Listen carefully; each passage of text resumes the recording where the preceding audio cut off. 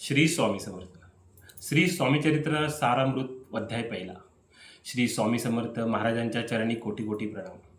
या पवित्र ग्रंथाची सुरुवात करताना सर्वप्रथम श्री गणेश, श्री सरस्वती, सद्गुरू, संत, महात्मे आणि परमेश्वराला नमस्कार करण्यात येतो.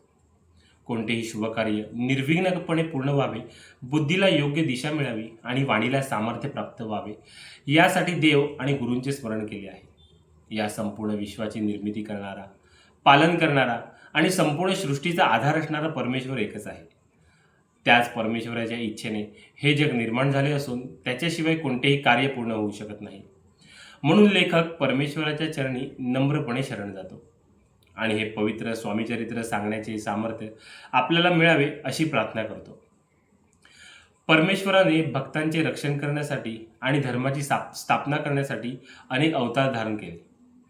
जेव्हा जेव्हा धर्माची हानी होते आणि अधर्म वाढतो तेव्हा परमात्मा विविध रूपांमध्ये पृथ्वीवर प्रकट होतो. त्याच दिव्य परंपरेमध्ये भगवान दत्तात्रयाचे स्वरूप आणि अवतार म्हणून श्री स्वामी समर्थ महाराजांचे महत्त्व या ग्रंथात सांगितले आहे. श्री स्वामी समर्थ महाराज अक्कलकोट येथे प्रकट झाले आणि त्यांच्या दिव्य लीलांनी संपूर्ण महाराष्ट्रासह दूरदूरच्या प्रदेशातील भक्तांच्या मनात श्रद्धा निर्माण केली.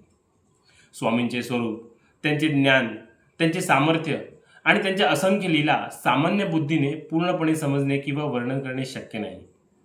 स्वामींच्या जीवनातील प्रत्येक प्रसंग हा भक्तांसाठी अमूल्य आहे. त्यांच्या लीलांचा अंत लागत नाही. जसा अथांग समुद्र पूर्णपणे मोजता येत नाही, त्याचप्रमाणे स्वामींच्या कृपा आणि लीलांची पूर्ण महती सांगणे अशक्य आहे. तरीसुद्धा लेखक भक्तिभावाने त्यांच्या चरित्रातील काही प्रसंग आपल्यासमोर मांडण्याचा प्रयत्न करीत आहे. लेखक स्वतःची नम्रता व्यक्त करताना सांगतो की हे कार्य माझ्या स्वतःच्या बुद्धीने किंवा सामर्थ्याने होत नाही. श्री स्वामी समर्थ महाराजांची कृपा, सद्गुरूंचा आशीर्वाद आणि संतांची कृपादृष्टी यामुळेच माझ्याकडनं हे कार्य घडत आहे. म्हणूनच तर आपल्या वाणीला सामर्थ्य मिळावे, बुद्धी शुद्ध राहावी आणि स्वामींचे चरित्र योग्य प्रकारे भक्तांपर्यंत पोहोचता यावे यासाठी सरस्वती देवी आणि सद्गुरूंच्या चरणी प्रार्थना करतो. यानंतर लेखक समर्थ, साधुसंत आणि महान ऋषीमुनींना वंदन करतो, ज्यांनी आपल्या ज्ञानाने आणि भक्तीने समाजाला योग्य मार्ग दाखवला, धर्म आणि अध्यात्माचे ज्ञान सामान्य माणसांपर्यंत पोहोचवले. अशा सर्व संत महात्म्यांप्रती तो कृतज्ञता व्यक्त करतो.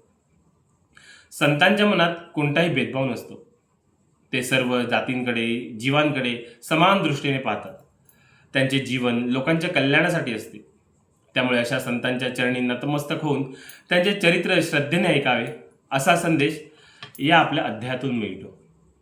लेखक पुढे सांगतो, स्वामींचे चरित्र हे अमृता समान आहे.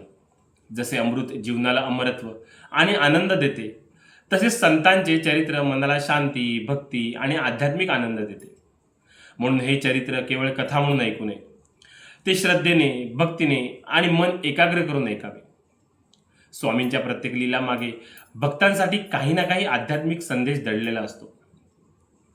स्वामी समर्थांच्या असंख्य लीलांमधून लेखक काही निवडक प्रसंग भक्तांसमोर मांडणार आहेत.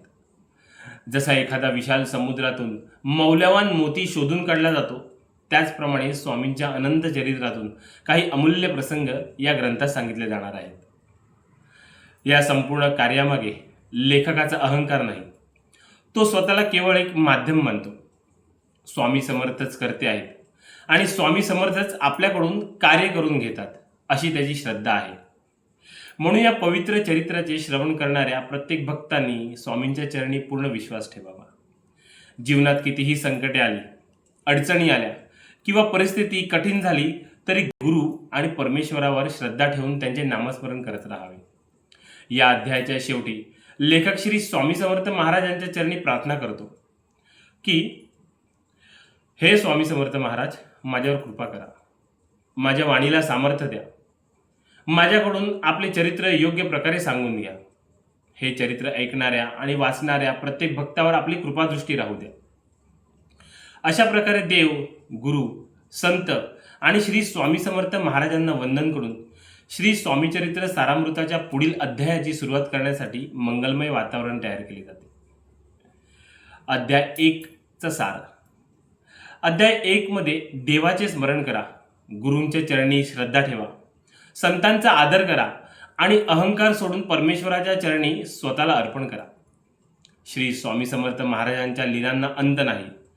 त्यांचे चरित्र भक्तांसाठी अमृता समान आहे.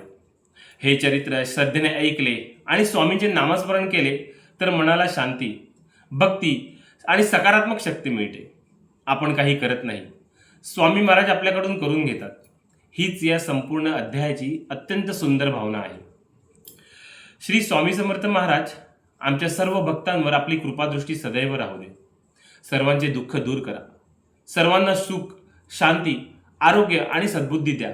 आपल्या चरणी आमची श्रद्धा आणि भक्ती सदैव कायम राहू दे. जय श्री स्वामी समर्थ महाराज की जय. श्री स्वामी समर्थ महाराजांचे 21 अध्याय आपण आजपासून बघणार आहोत. पुढील अध्यायासाठी आजच आपल्या स्वामी म्हणतात या यूट्यूब चॅनलला सबस्क्राईब करा आणि फेसबुकवर आमच्या स्वामी म्हणतात या पेजला लाईक करा. धन्यवाद. श्री स्वामी समर्थ.